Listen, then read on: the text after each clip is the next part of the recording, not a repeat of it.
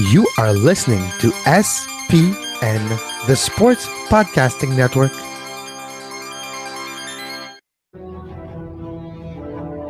Vino هناك لشوارزنيجر.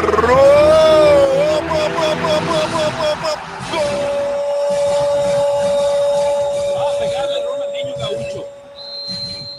Ya lo hace. Pierna derecha, directo al arco. ¡Golazo! ¡Golazo!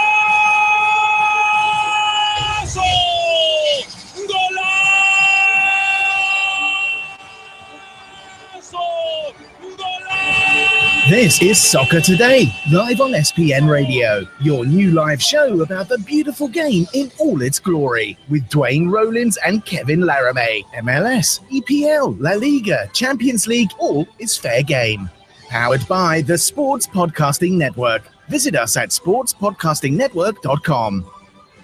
And good day, good night, and welcome to Soccer Today. Kevin Laramee with you today. Duane Rollins is still recovering, I imagine, from last night's great victory. Joining me today from Centerline Soccer, Robert Jonas, to talk about San Jose Earthquake, Dominic Kinnear, and much more. First of all, Robert, how are you today? I'm doing well. I got to enjoy watching that Canadian Championship as well, and I know that you're going to have some mixed feelings about it, but from an entertainment standpoint, can't beat seeing a late Javinko goal like that. So it was good to wake up and not have the hangover problems, but ready to talk about San Jose. Yeah, but I don't know what it is about this competition, Robert, the Canadian Championship. Every year, year in, year out, there's always drama, always something special, always either controversial calls or very late goals, drama. It's something special, that competition. It really is. You've got a really condensed tournament there, so to speak. Not a lot of teams entered, so I think they can take it seriously from day one. We're having down here in the States, we have the U.S. Open Cup, which starts its round of 16 yesterday and completes tonight. A few more games to get to a championship, but one that equally gets pretty intense as you get to the final. Now let's talk about San Jose. A victory this weekend against RSL, which even amplified the surprise the next day, the morning when it was announced that the Earthquakes and Dominic Kinnear parted ways, and even stronger wording, he got fired. What was your first take? What was your first reaction when you heard the news? Yeah, it was really about the timing that surprised myself and most of us that cover the team. I think a lot of folks thought that, in some ways, Dom Kinnear might be a dead man walking. The Earthquakes had brought in a new general manager at the beginning of the year, and we know that often signals a regime change. But the team was above the red line in the Western Conference after that win against Real Salt Lake, and they were getting points, although not a ton of points, that kept them relevant in the playoff chase.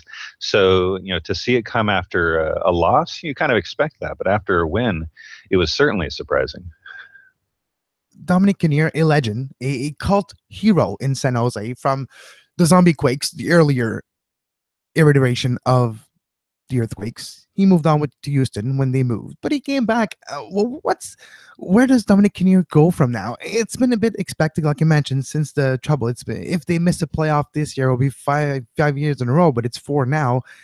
Last year was a struggle as well down the stretch, eliminated way before the end of the season. How do you view what's next for the club? Because if we look at Dominic Kinnear's tenure, and if we even go before that with Frank Gallup's tenure, it's been a while since the success in Wondolowski's record, and it's been a while in San Jose. It really has, and it's a team that doesn't necessarily go out there, spend a ton of money, with an idea of challenging for a supporters shield. They do have the goal every year of making the playoffs, but I suppose you could say that about all 22 teams in the league. And that that means that that things have to break the right way for them in many ways. They can't just rely on kind of picking it up when they need to or want to. It's a team that has to play a full schedule and get the results when those results are out there. So for the club moving forward, it's about kind of maybe elevating that philosophy to increase the expectations both from players, from the technical staff, and even from supporters that this team can be so much more. Their new general manager, Jesse Fiorinelli, that was part of the vision he was tasked with creating when he was hired back in January. And it'll take a little while to implement, but he's been getting guys into the positions within the club that he wants. He's been bringing in the players that he wants, and those are the types of changes that don't necessarily give you success right away, but if done right, they can give you a nice successful run in the years to come. When we look at the trend of the franchise over the last few years, there seems to be a lot of momentum outside of the pitch, out of the pitch, in the stands, especially in the new stadium. Avaya Stadium a few years ago was inaugurated. It's a beautiful stadium. At the time, it was the world's largest bar. I don't know for now, but there was a lot of positive aspect with the club, but it never translated into sold out crowds for games that are important. Yes, the Classico is going to be filled, the Cali Classico every year, amazing amount of people, but I'm still wondering what's the ceiling if truly a team with maybe not necessarily a star DP, but success is maybe necessary for the fans to truly get behind this new iteration of the Earthquakes. Kevin, that's exactly right. In the Bay Area sporting landscape, you have to win to be relevant. There are a lot of different professional teams in this area, and when a team suffers, well, attendance suffers, and when you start seeing the empty seats in the stadium, it sort of snowballs from that people become less and less interested. Avaya Stadium is only in its third year, but when you go to games now, you do see a lot of empty seats, and while it does have a very large outdoor bar at one end of the field, that's not where those 4,000 or 5,000 missing people are hanging out. And so, management sees that, fans see that. They're to get excitement, though, it has to be winning first, and then you can start developing around that philosophy. This is a team that was criticized by its own team president last year for playing boring soccer. Well, sometimes boring soccer does lead to wins, but this is a team that has ambitions beyond that. They want to be able to be entertaining and to be winning games. That's going to be the next level that they're going to try to achieve. On top of Dominic Kinnear, longtime assistant coach John Spencer has been let go as well. And when you take both at the same time, the news, and you look at the structure and the new general manager and everything, it seems like slowly but surely San Jose is trying to move away from its past and into a new philosophy, into, well, MLS 3.0. What does the Quakes needs to do, in your opinion, Robert, going forward? The type of manager, the type of personnel they need to recruit to bring this franchise up to standards? It's a tough one for San Jose. I think a lot of times, Dominic Kinnear was unfairly characterized and criticized for being MLS 2.0, for being an old time coach. He put his heart and soul into his responsibilities, and the players, adored him. They showed so much respect for him during their time with him. When he was fired, it was a very emotional situation out on the field. They've installed Chris Leach, a former player for the team, and a person since his retirement that's worked throughout the club in a technical role, building the academy, coaching at the lower levels. Chris has really embodied the new philosophy of the club ethos, and I think that alone is going to give him a leg up to start.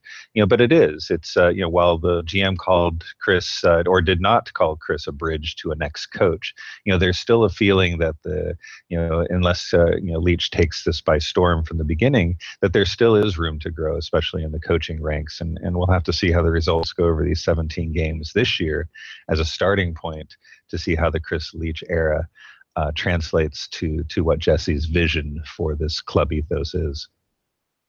And on the pitch, the transfer market is about to open in a few days, weeks from now. And if we're looking at over the last few years, the core of the team remained the same. You had big pieces like Alan Gordon, like, not as well big piece, but Pilou Nimian and moving on. But you kept Wando, kept Shea Salinas, and those players are the core. What does the Quakes now need to turn themselves into for next year, for the rest of the season? Because if you're looking at the league, Robert, youth is the key. We see Dallas, Toronto, and those teams have performed amazingly with youth and, of course, talent. But what is the next step on the pitch for San Jose? Yeah, and I think both those are absolutely part of the plan. When Jesse Fiorinelli took over, he made it clear that the players he would be targeting, and he wasn't going to go after the aging superstars, but he wanted guys with international experience that were still under the age of 28, that could speak multiple languages, so they didn't have communication barriers. And he immediately, in his first couple weeks in charge, went out and picked up forward Marco Ariña of Costa Rica, Danny Hussen of the Netherlands. We have Jamir Hika, a star with the Albanian national team in midfield, and then Florian Jungwirth, a very colorful German defender. All in that age group, all in that ability to, still elevate their game as opposed to just ride out the end of their careers. And the team has seen a lot of improvements with those guys. While Wando is still the mainstay, he has 6 goals of the 18 total they've scored this season. The newcomers have pitched in another 9 goals, and that's been a big plus for the team. Their newest DP signing, who arrives next week, we'll just call him Baco because I have a lot of difficulty with his last name. It hails from the Republic of Georgia, another country, another player with a lot of international experience that the Earthquakes are going to bring in. It's going to be an interesting puzzle that they're putting together with all of these young players, and then trying to bring in some of their own academy and homegrown players as well, like Tommy Thompson and Nick Lima. The future looks bright when you look at the average age of the team, and as they've shed some of those older players, you have to believe that the results will improve. It really just becomes a question, and this as well with MLS improving as rapidly as it is from season to season.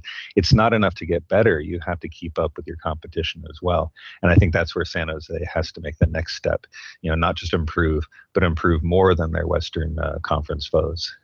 You mentioned Tommy Thompson, and that's where my next question is going. An homegrown young player, U.S. men's national team in his future, a lot of positive when it comes to Tommy Thompson. How is development going? How is transition? How is acclimatization with San Jose has been in the last few years? Yeah, he's had a lot of opportunity to play. Criticism, I think, very unfounded of Dominic Kinnear was that he wouldn't play young players. And while he didn't come in and install Tommy Thompson as the centerpiece of the team, he's been playing quite a bit since his rookie season. The one criticism that, and I think maybe, sort of a performance base on Tommy is that while he's out there and he is making good plays and showing good effort and getting involved, he is still to score an MLS goal, in over 50 appearances now. And for a guy who is touted as being a difference maker, a playmaker, that's a bit startling to all of us. We know as soon as the goal comes that there's probably more coming because of the attitude and just the intensity he brings to his own training, his own preparation. But the Tommy Thompson hype train, as we like to call it, is still chugging along at a slow pace. We're still waiting for it to take off. Robert, where can the listeners find your work? Yeah, definitely. On Twitter, if you just look at my full name, Robert Jonas, you can find links to all of my work. I tend to publish at Centerline Soccer, and I've been at that institution for 10 years now. But I'll also appear occasionally on MLS'Soccer.com and at other places around the internet. But Twitter, that's a great place to find me.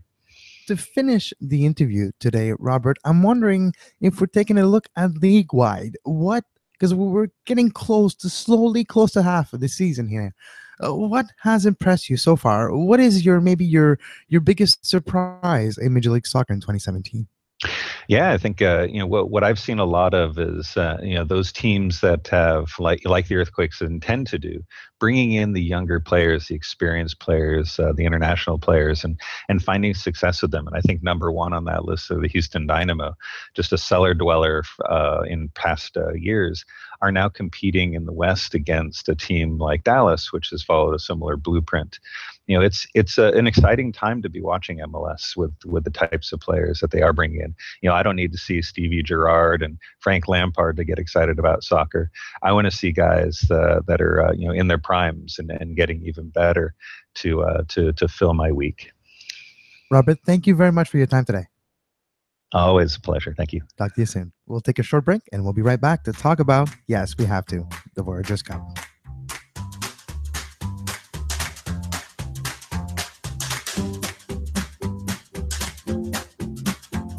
You are listening to Soccer Today, live on SPN Radio.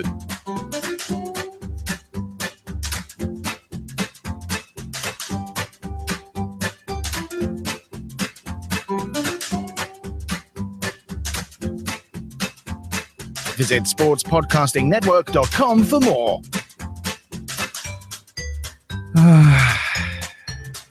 Yeah. Back-to-back championship. Back-to-back Canadian championship for Toronto FC. 2-1 last night. 3-2 on aggregate. Sebastian Giovinco, most valuable player of the tournament. 2 goals last night. Nothing really anybody could do on the goals. It's some mistakes, some ball turnover. Had the bad timing in the 89th minute, and it was due to a bit of fatigue. Yes, if you're looking at the play of the impact, and same for Toronto, but we've touted Toronto's depth in the last few months, and we've seen it in action over the last few games. That's the difference. That was the difference. Depth and players performing to their entire potential. Yeah, you could say it. You can't put the blame on Balou because he lost the ball that led to Giovinco getting it back, and he tried to get it back and couldn't, and then it led to Altidore, and then the pass, and then the cross to Giovinco and the winning goal. You could, but that's not where the game was lost. It was lost before when Montreal actually had chances and couldn't finish.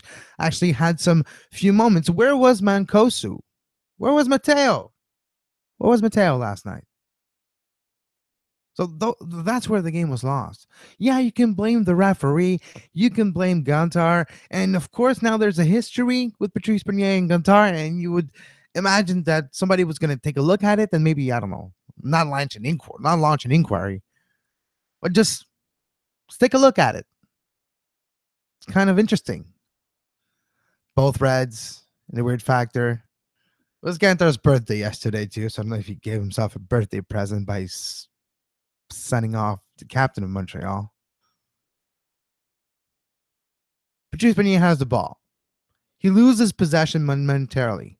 Then it becomes a 50-50 ball. Yeah, it's getting closer to Delgado. Patrice launched himself with his right foot to get the ball back. He touches the ball and slips on top of the ball. His cleat lands on Delgado's foot. Then he gets the ball back and he gets up. Bernier, that is. And that's where the whole melee continues then, because he falls because of that kind of tackle, but it was intent to get the ball back. If you break it down, that's what happened. Bernier has possession, loses it momentarily. The ball gets a little too far from him, but close enough that he's trying to launch himself to get it back before the Toronto players. And his foot slips on top. He touches the ball and it just rolls on top and lands on the foot of the Toronto player, Delgado. And that was a foul. Maybe a yellow, but it's a circumstantial foul. There's no intent behind that. You should see the correct angle. And VAR, is VAR the answer? I don't know. But please, can we try the VAR in Canada, for God's sakes, in the Canadian Championship, please, sooner rather than later? Especially for calls like this, like a red card at the 89th minute in the final of a tournament, of a nation's tournament, to determine the best team, quote unquote, in Canada. It's tied. It's the 89th minute.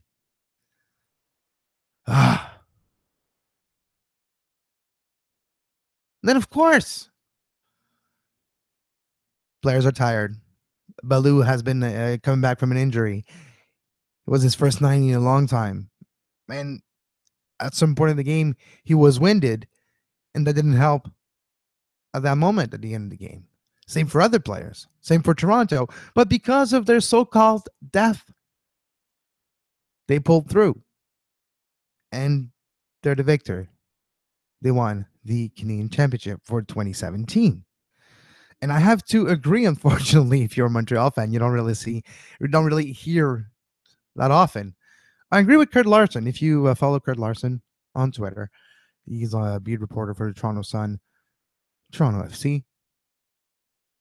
Says the refereeing wasn't the best. But Toronto won because they were the best team outright across 2 games. And that's true. Look at their payroll.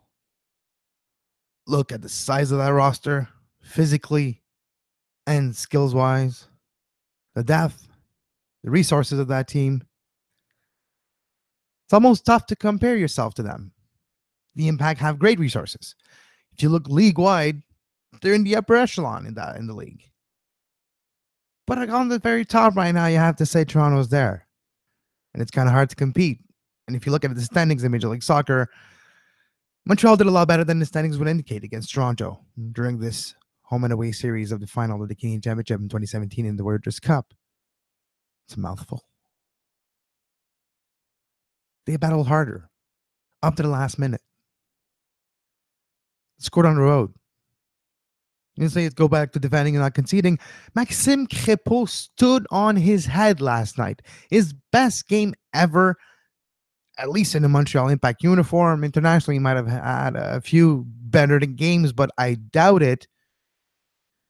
The amount of big saves, point blank, that he did last night, you can count 2 or 3 of them that are goal-saving saves. And his positioning was very good. There's a lot of improvement from game to game in his positioning and his reaction timing. I don't want to say that Bush should be worried. No, we're not there yet. But I am saying that Maxime Crépeau is at his best right now, being named in the Gold Cup roster, and hopefully he gets some starts for Canada in the Gold Cup. That would be a very good positive for him and for his future. I do feel he's a goalkeeper of the future for the Impact, and I hate to bring this because we're talking about the livelihood of players and salaries and making a living for their family. But the reality is we are in a salary cap league. And it's business decisions. Cutthroat, mean, harsh. And you can't take it personally. And in a salary cap league, you have to make choices where you spend your money. And sometimes if you want to have more depth in the midfield and in the striker position or even defense, and we see right now the depth of the defense being tested for Montreal. And we'll even the midfield now, and Nacho Piatti may be out for a few weeks with, again, an adductor or a groin injury, if you want to put it that way. Could be gone for a while, and you don't take any chances with those type of injuries, and they heal differently. It's a weird part of the body where you kind of always use it no matter what you do, so you kind of can't do anything. But yeah, it's such a difficult type of injury to get over from, and hopefully it's not something that's going to linger, because that could be a problem. But to go back to the depth of Montreal in defense, you kind of need more depth. In a salary cap league, you can have to make choices.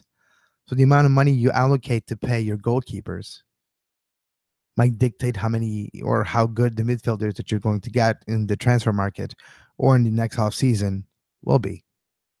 That's the decision that's going to have to be taken by Adam Braz and the upper echelon of the front office of Montreal. Do you spend the amount of money that Evan Bush deserves? He does, with his track record, with experience, with what he has given for the club over the last few years. So you have to make choices. Maybe Maxime Crépeau, sooner rather than later, will find himself the number 1 goalkeeper of the Montreal Impact. And maybe that's where you find the few hundred, maybe the few 20, 30,000 necessary. Add some TAM and GAM and some other financial tools that Major League Soccer gives to franchise to help them manage their salary cap. Maybe with all those tools, Montreal gets a better midfielder. Maybe with that 20,000 that you can save by trading Evan Bush, maybe he's from Ohio. The Crew needs a goalkeeper.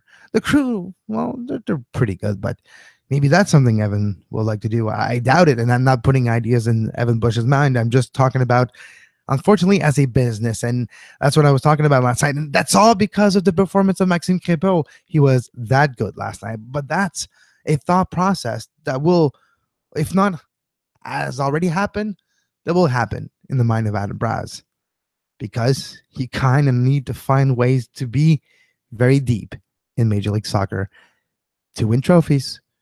And we're not going to take a break, but we'll listen to, yes, I was caught on the pitch with no ways to get in time to the Mauro Biello press conference. So no Mauro Biello, no Montreal Impact players, but I do have the MVP of the tournament, the MVP of the Canadian Championship, Sebastian Javinko, designated player for Toronto FC, and the captain of Toronto FC, Michael Bradley. So let's start with Sebastian Javinko, followed by Michael Bradley.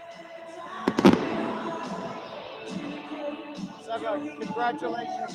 What's going through your head right now?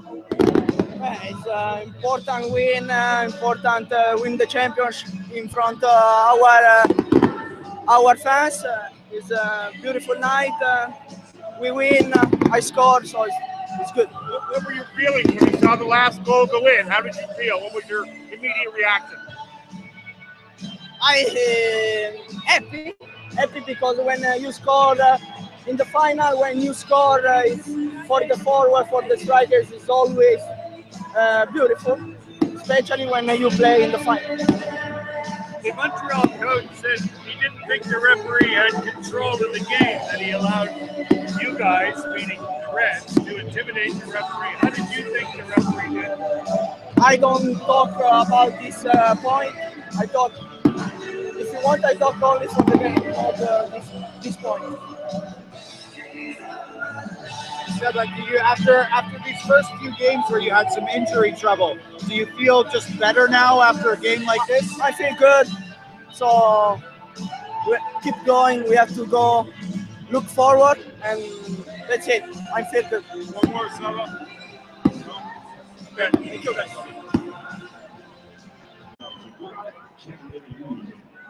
From the beginning this year, this was a huge priority for us. We want to win trophies. We want to compete for every competition that we're in. We want to, at the end of the year, we want to be the team that's held up the best and won the most and competed the hardest and held up the most trophies. And we got our first chance tonight. We knew that it wasn't gonna be easy. This is a team that challenges us at the highest level every time we play them, and they have their own way of playing, but they're very good at it. Given the schedule you guys have gone through, were you at all surprised at the resolve your side had? No, not at all.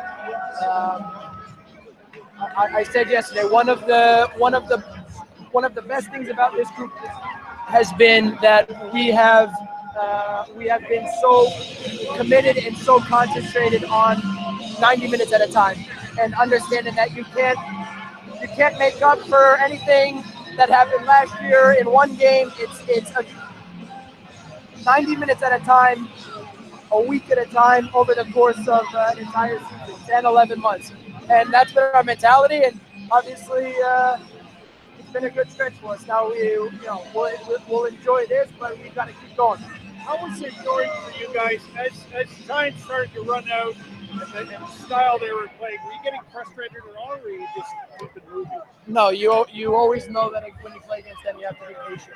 If you can be patient and move the ball around well, make sure that you keep an eye on their dangerous attacking guys in transition, that you're going to get chances. And I thought again, even when it didn't come easy, we kept at it in a really strong way.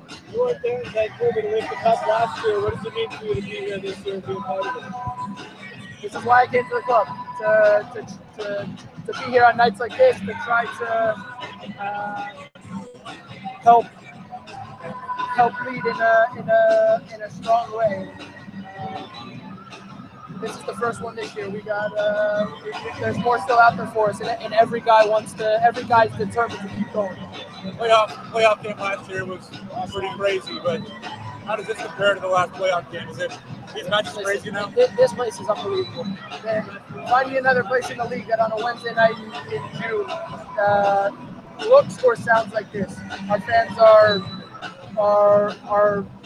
amazing. The atmosphere tonight was it was playoff review, you know, and we can't thank every person who comes to the stadium enough for what they give us, the atmosphere, the energy. Together, we can make some special nights. All right, guys, come on, buddy. Thanks to Sebastian Javinko and Michael Bradley for their time during the celebration, actually. So thanks for taking a few minutes to address us about how you felt about this game. It was Tuesday, though, Michael. It wasn't Wednesday, but it's fine. We'll give it to you. Thanks for listening. I'm Kevin Laramee. You can follow me on Twitter at Kev Laramee. Next game for the Montreal Impact is this Saturday at home against DC United. Injury problems in Montreal. Nacho Piatti with the groin. We'll see how that unfolds. We'll be back tomorrow with more coverage, more talk. We'll talk about Duane's point of view on the Voyageurs Cup and where this leads TFC. But if you dissect the comments of Michael Bradley here, basically what he's saying, he hasn't mentioned the word. But this is the first of 3 this year for Toronto. That's the goal. 3 trophies is the goal. And the first one was the Voyageurs Cup. Second one will be the Supporters Shield. And they are leading that race. And then will be MLS Cup. That's their goal. And, well, with those comments, now it's pretty much out of the open. But as always, I'm Kevin Laramee.